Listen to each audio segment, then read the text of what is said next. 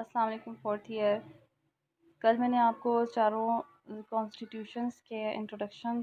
دیے تھے اور میں نے آپ کو بتایا تھا کہ ہم سب سے پہلے پاکستان کا کانسٹیٹیوشن سٹارٹ کریں گے۔ تو پاکستان کے کانسٹیٹیوشن میں سب سے پہلے ہم نے جو آج فرسٹ ٹاپک ہے وہ ہے پاکستان کی نظریاتی بنیاد۔ یہ پیج نمبر 375 پہ ہے اور فرسٹ ٹاپک ہے آئیڈیالوجیکل بیسس آف پاکستان یا پاکستان کی نظریاتی بنیاد۔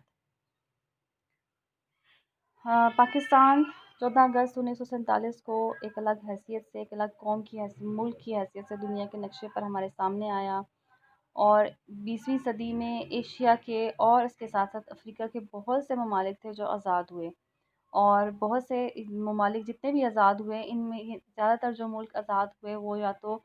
لسانی بنیادوں پر تھے، وہ خاص ایک زبان بولتے تھے، ایک خاص علاقے سے تعلق رکھتے تھے یا کسی خاص نسل سے تعلق رکھتے تھے، تو انہوں نے اپنے آپ کو اپنے آزادی کے لیے لڑے اور جس بھی ملک کے سامراجی نظام کے اندر تھے یا کسی ملک کے ساتھ تھے انہوں نے علیحدگی اختیار کی۔ لیکن جو پاکستان تھا یہ دنیا کی واحد ریاست تھا جس نے جنہوں نے سامراجیت کے خلاف آواز بلند کی، سامراجی نظام سے لڑے، ہندوؤں کے ساتھ لڑے، آزادی حاصل کی، لیکن ساتھ ساتھ اپنے ملک کو تقسیم بھی کروایا۔ تو جو مسلمانان برصغیر تھے انہوں نے ایسا کیوں کیا؟ کیونکہ وہ ایک خاص نظریے پر یقین رکھتے تھے جس کو ہم نظریہ پاکستان یا نظریہ اسلام کہتے ہیں۔ پاکستان کی جو نظریاتی بنیاد ہے وہ بیسیکلی نظریہ اسلام پر بیس کرتی ہے۔ برصغیر پاک و ہند کے مسلمانوں نے ہندوؤں کے ساتھ اکٹھے رہتے ہوئے، کیونکہ 1000 سال سے ان کی تاریخ تھی، ہندوؤں کے ساتھ وہ مشترکہ علاقے میں رہتے تھے، ان کی نسل ایک تھی، کیونکہ بہت سارے مسلمان ایسے تھے جنہوں نے ہندو مت سے اسلام قبول کیا تھا۔ اسی طرح وہ ایک علاقے میں رہتے تھے، ایک زبان بولتے تھے، لیکن ان کی کیا چیز ان کو مختلف کرتی تھی؟ ان کا خاص نظریہ جو ان کے مذہب کے اوپر بیس کرتا تھا، اور ان کا مذہب اسلام۔ پاکستان کی نظریاتی اساس کی وضاحت قائد اعظم نے ان الفاظ میں کی تھی کہ پاکستان کے مطالبے کی تحریک کا جذبہ کیا تھا، مسلمانوں نے ایک الگ مملکت کے قیام کا جواز کیا پیش کیا، اور ہندوستان کی تقسیم کی ضرورت کیوں محسوس کی گئی۔ اس کی وجہ نہ تو ہندوؤں کی تنگ نظری ہے اور نہ انگریزوں کی سازشیں، یہ تو اسلام کا بنیادی مطالبہ تھا۔ یعنی قائد اعظم نے 1944 میں علی گڑھ کے طلبہ کو مخاطب کرتے ہوئے یہ فرمایا تھا کہ پاکستان صرف اس لیے نہیں حاصل کیا تھا کہ ہمیں ہندوؤں کی تنگ نظری کا سامنا تھا، ظاہر ہے سیاسی وجوہات تھیں، معاشی وجوہات تھیں، انگریزوں کی سازشیں، لیکن صرف یہ وجہ نہیں تھی، بلکہ یہ اسلام کا بنیادی مطالبہ تھا۔ اسلام کا بنیادی مطالبہ کیوں تھا؟ کیونکہ اسلام صرف ایک مذہب نہیں ہے، عقائد و نظریات کا مجموعہ نہیں ہے، اسلام کیا ہے؟ ایک مکمل ضابطہ حیات ہے۔ یہ اپنے پیروکاروں سے، اپنے ماننے والوں سے مطالبہ کرتا ہے کہ ہم اپنی زندگی کو، چاہے وہ سیاسی زندگی ہے، معاشرتی زندگی ہے، معاشی زندگی ہے، اس کو مکمل اسلام کے اصولوں کے مطابق گزاریں۔ قائد اعظم کے ارشادات کے حوالے سے ہمیں پاکستان کی نظریاتی بنیاد تلاش کرنے میں بڑی مدد ملتی ہے۔ ان کے دو ارشادات نظریے کی تشریح کرتے ہیں۔ پاکستان کا قیام بجائے خود ایک مقصد نہیں بلکہ مقصد کے حصول کا ذریعہ ہے۔ یعنی ہم نے پاکستان کو حاصل کر لیا تو ہم نے صرف مقصد حاصل نہیں کر لیا، بلکہ اب ہم نے مقصد کے حصول کا ذریعہ، یعنی ہمارا مقصد کیا ہے؟ ایک ایسی ریاست قائم کرنا جہاں مسلمان اپنی زندگی اسلام کے اصولوں کے مطابق آزادانہ طریقے سے حاصل کر سکیں۔ یہ ہمارے مقاصد کے حصول کا ذریعہ ہے اس ملک کو حاصل کرنا، یہ خود مقصد نہیں ہے کہ ہم نے پاکستان حاصل کر لیا تو اب جو مرضی کریں۔ پاکستان بنانے سے ہمارا مقصد یہ ہے کہ ایک ایسی ریاست قائم ہو جائے جہاں مسلمان آزاد انسانوں کی طرح رہیں، اپنے مخصوص مزاج کے مطابق زندگی بسر کر سکیں، اپنی ثقافتی قدروں کو ابھار سکیں، اور جہاں اسلام کے نظام عدل پر عمل کیا جا سکے۔ پاکستان کے ضمن میں ایک بار آپ نے اسلام کے حوالے سے الفاظ ادا کیے، وہ کون سا رشتہ ہے جس میں منسلک ہو کر دنیا بھر کے مسلمان واحد جسم کی طرح ہیں؟ وہ کون سی چٹان ہے جس پر امت کی عمارت تعمیر کی گئی ہے، اور وہ کون سا لنگر ہے جس کی مدد سے امت کی کشتی کو محفوظ کیا گیا ہے؟ وہ ایک اللہ، ایک رسول صلی اللہ علیہ وسلم اور ایک کتاب ہے۔ یعنی اسلام ایک مسلمانوں کے لیے بیسک چیز ہے جس کی وجہ سے وہ اکٹھے ہیں، وہ متحد ہیں، کیونکہ ان کا اللہ ایک ہے، ان کا رسول صلی اللہ علیہ وسلم ایک ہے، اور ان کی کتاب قرآن پاک ایک ہے۔ قائد اعظم نے اسلامی قوانین کو ایک قانون دان کی نظر سے پرکھا، کیونکہ آپ خود ماہر قانون تھے، اور تسلیم کیا۔ انہوں نے رسول پاک صلی اللہ علیہ وسلم کو بڑے جو قانون سازوں کی حیثیت سے مانا۔ آپ کو یہ واقعہ بھی پتہ ہوگا کہ کسی نے ان سے پوچھا تھا کہ آپ نے لنکنز ان کو ہی کیوں چنا، کہ آپ نے وہاں سے کیوں کرنی ہے لا، کیونکہ آپ نے لنکن زند سے کیا تھا، تو قائد اعظم نے فرمایا کیونکہ وہاں پر دنیا کے 10 بڑے قانون دانوں میں رسول پاک صلی اللہ علیہ وسلم کا بھی نام لکھا ہوا تھا، اس لیے میں نے اس ادارے کو چنا۔ وہ چاہتے تھے کہ پاکستان بنے تو اس میں اسلامی قدروں کو نشو و نما ملے،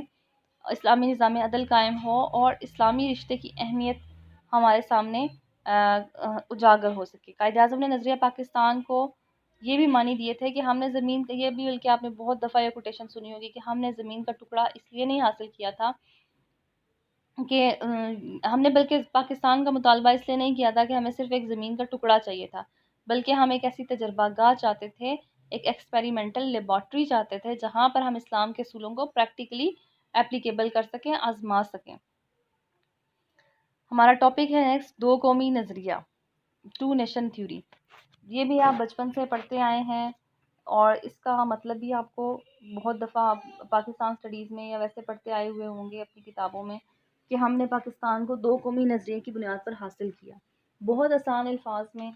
آپ کو یہ بتا دوں کہ دو قوم کا مطلب دو قومیں، یعنی دو قومی نظریے کو آپ آسان الفاظ میں یہ کہہ سکتے ہیں کہ برصغیر پاک و ہند میں دو بڑی قومیں آباد تھیں، ہندو اور مسلمان، اور وہ دونوں ایک قوم نہیں تھی، ان دونوں کی معاشرت، سیاست اور سب سے بڑھ کر ان کا مذہب الگ تھا، اس وجہ سے یہ ایک قوم نہیں بن سکتی تھی، اور اسی کو ہم دو قومی نظریہ کہتے ہیں۔ دو قومی نظریے کے حوالے سے زیادہ جو انگریزوں کے، ہندوؤں کے لیے اور خاص طور پر انگریزوں کے لیے ایک بات آپ کہہ سکتے ہیں حیرانگی کی بات یہ تھی کہ وہ یہ بات ماننے کو تیار نہیں تھے کہ وہ لوگ جو 1000 سال کی تاریخ رکھتے ہیں کہ وہ اکٹھے ایک خطے کے اندر رہتے رہے ہیں، ان کی زبان ایک ہے، ان کا کلچر آلموسٹ سیم ہے، رہن سہن ان کا آپ کے زبان ایک ہے، تو ایسا کیسے ہو سکتا ہے کہ وہ دو الگ قومیں ہیں؟ تو اس چیز کو مسلمان لیڈروں نے پھر ہندوؤں کو اور انگریزوں کو خاص طور پر باور کروایا کہ ہندو اور مسلمان اکٹھے رہے ہیں، لیکن اس کا یہ مطلب نہیں کہ وہ ایک قوم ہے، کیونکہ مسلمان قوم کی بنیاد مذہب پر ہے، مسلمان وطن کو، مسلمان علاقے کو، مسلمان زبان کو، تہذیب و ثقافت کو یا نسل کو، مشترکہ نسل کو مسلمان نہیں مانتے، بلکہ جیسے ہی کوئی شخص اسلام قبول کرتا ہے، وہ کسی بھی نسل سے، کسی بھی علاقے سے تعلق رکھتا ہو، وہ اسلامی ملت کا حصہ بنتا ہے۔ اس لحاظ سے مسلمانوں نے ان دونوں قوموں کو یہ باور کروایا، مسلمان لیڈروں نے باور کروایا کہ ہندوستان میں ایک قوم نہیں بلکہ دو بڑی قومیں آباد ہیں، ہندو اور مسلمان۔ اور برصغیر میں ہمیشہ سے مسلمان، جب 712 میں محمد بن قاسم نے اس سندھ کو فتح کیا اور اس علاقے میں بہت سے لوگ اس کے حسن سلوک سے متاثر ہو کر مسلمان ہوئے، تو اس وقت سے مسلمان اپنا ایک الگ تشخص، اپنی ایک الگ پہچان رکھتے آئے ہیں، اور تب سے مسلمان جو ہیں وہ ایک الگ اپنی پہچان رکھتے ہیں، اور وہ جیسے اس سے پہلے بہت سارے مذاہب تھے وہ ہندوستان میں آئے، اور اس کے اندر ہندو مت میں مدغم ہو گئے، مرج ہو گئے، بدھ مت بھی، اور بھی ایسے کئی مذاہب تھے جو ہندوستان میں آئے اور بس یہاں پر آ کے ختم ہو گئے، اور یہاں بڑا لوگوں کا جو مذہب رہا، ایک بڑا مذہب تھا، وہ صرف ہندو مت رہا، لیکن ایسا اسلام کے لیے نہیں ہو سکا، کیونکہ اسلام ایک خاص نظریہ تھا اور اس کے ماننے والوں نے ہمیشہ اپنی ایک الگ پہچان رکھی۔ اسی وجہ سے قائد اعظم نے بھی فرمایا تھا کہ پاکستان اسی روز وجود میں آ گیا تھا جب پہلا ہندوستانی باشندہ مسلمان ہوا، کیونکہ اب وہ اپنی پرانی قوم کا حصہ نہیں رہا تھا۔ تو پاکستان کیسے وجود میں آ گیا؟ اس کا مطلب یہ ہے کہ پاکستان کے بننے کی ایک وجہ اسی دن قائم ہو گئی تھی، کیونکہ اب مسلمانوں کے لیے یہ اب وہ جو شخص جو مسلمان ہوا تھا وہ اپنی ہندو قوم کا حصہ نہیں رہا، اب وہ ایک الگ قوم کا حصہ تھا، اور اس کو اپنی الگ قومی حیثیت کو برقرار رکھنے کے لیے ایک الگ خطے کی، ایک الگ علاقے کی ضرورت تھی۔ اسی بات کو پھر سر سید احمد خان، علامہ اقبال، قائد اعظم اور ہمارے کئی لیڈر آگے لے کر چلے۔ سر سید احمد خان کے زمانے میں آپ یہ نہیں کہہ سکتے کہ انہوں نے کوئی تحریک پاکستان کی تحریک چلائی یا آزادی کی تحریک چلائی، لیکن سر سید احمد خان برصغیر پاک و ہند کے وہ پہلے لیڈر تھے جنہوں نے اس چیز پر زور دیا اور مسلمانوں کو ایک الگ قوم کہا۔ قوم کا لفظ مسلمانوں کے لیے سب سے پہلے سر سید احمد خان نے باقاعدہ مختلف پلیٹ فارم پر یوز کیا، اور انہوں نے یہ وضاحت دی کہ ہندوستان ایک ملک نہیں بلکہ برصغیر ہے۔ برصغیر یعنی خشکی کا ایک چھوٹا ٹکڑا ہے، ایک بر اعظم کی چھوٹی شکل ہے جس میں کئی قومیں بستی ہیں، اور اگر باقی قومیں پھر بھی ہندو مت میں جذب ہونے کا یا ان سے کچھ مماثلت رکھتی ہیں، لیکن کم از کم یہاں دو بڑی قومیں ضرور آباد ہیں، ایک ہندو اور دوسرے مسلمان۔ اور اسی مطالبے کو آگے لے کر چلتے ہوئے پھر قائد اعظم علامہ اقبال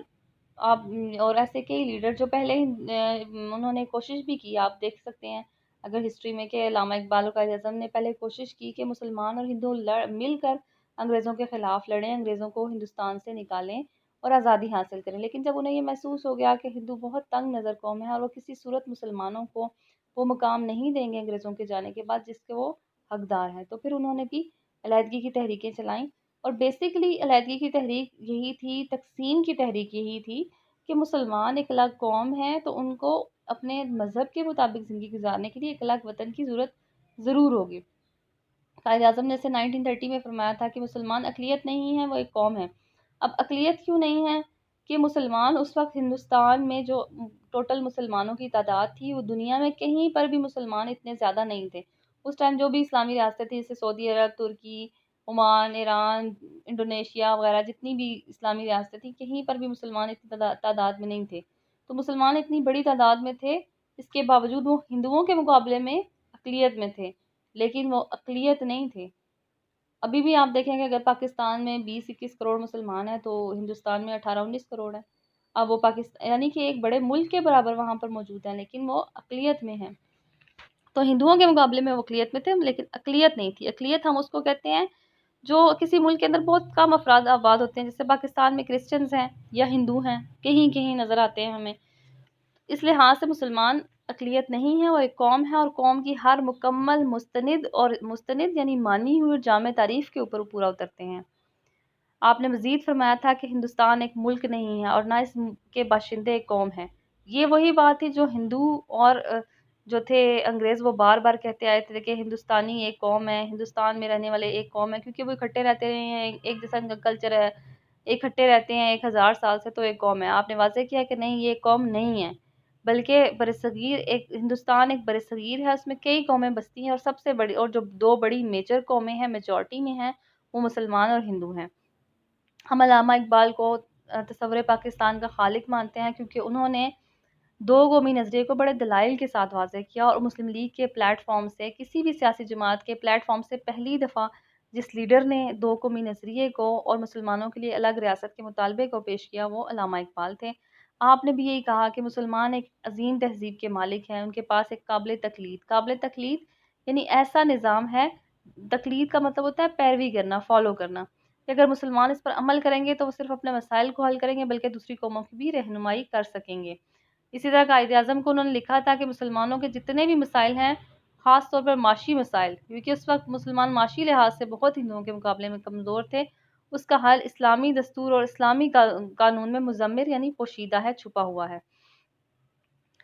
علامہ اقبال نے اسی طرح فرمایا تھا کہ اسلام انسان کی روحانی اور مادی ضروریات کو پورا کرتا ہے، اور مسلمانوں کو چاہیے کہ اپنے تمام مسائل کا حل اسلام میں تلاش کر سکیں۔